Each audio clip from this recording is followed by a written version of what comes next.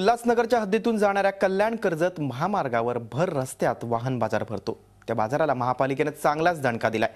या मार्गावरील 63 दुकानदारांनी वाहने ठेवण्यासाठी रस्त्याचा बेकायदेशीर वापर केल्याचा ठपका ठेवून महापालिकेने त्यांना 5 कोटी रुपयांचं भाडं आकारलंय।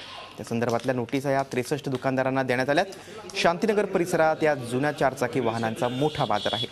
आतापर्यंत राजकीय वरदहस्ताच्या जोरावर दुकानदार कारवाईपासून वाचले होते। आता मात्र महानगरपालिकेच्या मालमत्ता विभागाने दुकानदारांना नोटिसा बजावल्यात। नोटीस मिळाल्यापासून 7 दिवसांच्या आत महापालिकेच्या जागेचा वापर केल्याबाबत भाडं भरण्याचे आदेश नोटिसात देण्यात आले।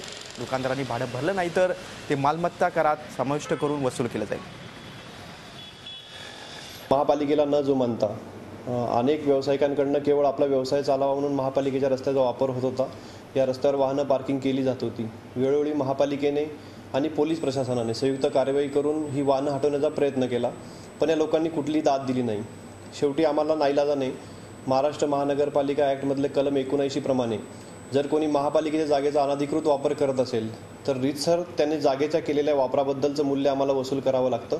त्या वसुलीच्या नोटीस आम्ही पाठवलेल्या आहेत। झी 24 तास रहा एक पाऊल पुढे।